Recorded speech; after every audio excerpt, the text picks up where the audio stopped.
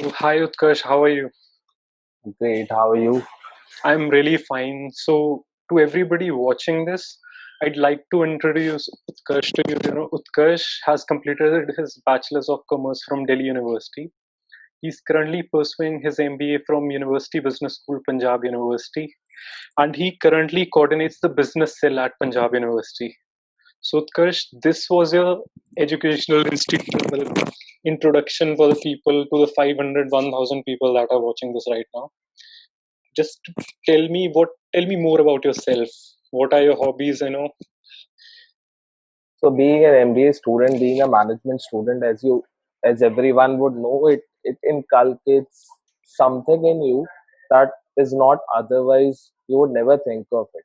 Now, the way I think about everything in my nearby world is very different. I think about brands because I have a great interest in brands. I like to study about them everywhere. So, earlier, everyone knows that we are all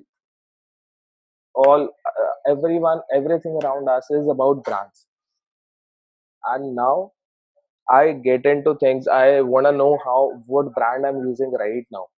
I am so astonished by what I would otherwise ignore, but now being a management student I get to take care of it. Now I know 3M makes most of our household products.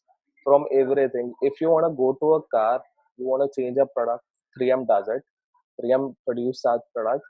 And if you want to go to your washroom and you need a toilet paper, it's 3M product. So this is something that really engages me. Brands is something that it has become my hobby over the period of last 2 years. So this is the most recent thing about me, and everything other than this is in my bio already. That as you already told everyone. Yeah. So So that's it. Utkarsh, as you are an MBA student, so you, to a point, do you think that getting into MBA changes your approach to a general life that you were seeing? Your eyes change, the way you view things change, the way you analyze things really changes. Because that is something that I have felt as well. As you're talking about brands, everything. I read about you that you've completed your internship in HDFC before, and now you've completed your virtual program with KPMG right now. So, as we all are locked down right here, people aren't getting the internships or the practical experience which they really wanted.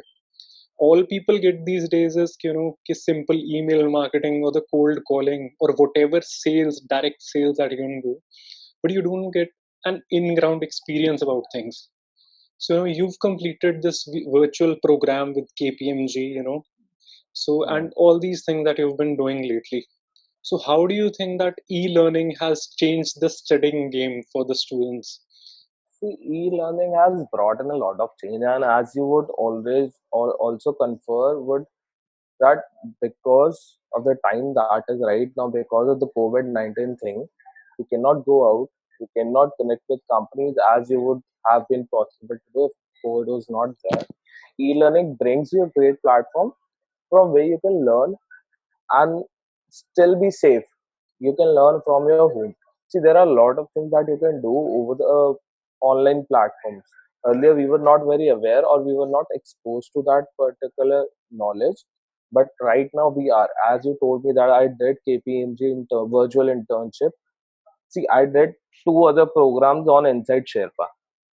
I did a consulting program from BCG, and then I did a digital transformation program for BCG as well.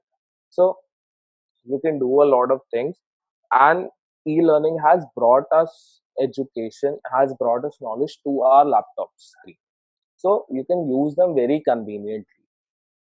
I do not say that practical experience does not matter or the classroom study is not useful or is not as capable of helping us as e-learning is. But yes, e-learning has provided us with a certain benefit during these tough times. So I would say yes, e-learning has its pros and cons. You cannot deny that. But during these tough times, till the time you cannot go out safely, e-learning has something to provide you with, and you should not hesitate to learn anything that you can get over the internet. So, the universities or the colleges, or the B schools recently, as in news, or not just B schools, but overall all the educational institutions, as we say, they're trying to plan out, they can do as much study on a digital classroom than a traditional one. This is obviously something that will be beneficial when it comes to a health perspective or a life perspective, or taking into account whatever is happening.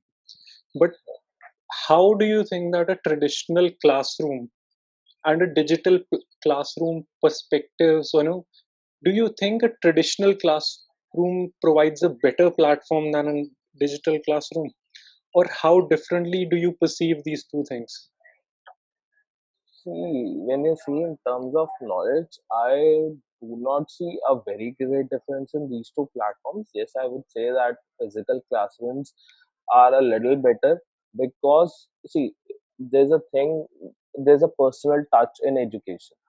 A teacher has a personal touch. So when I get to sit in front of a teacher and ask my questions and she explains it, that is a different thing. Over the e-learning platforms, the personal touch is missing. So that is one thing, but I would not say that there is a very great difference between these two. Reason being, they both provide the same thing.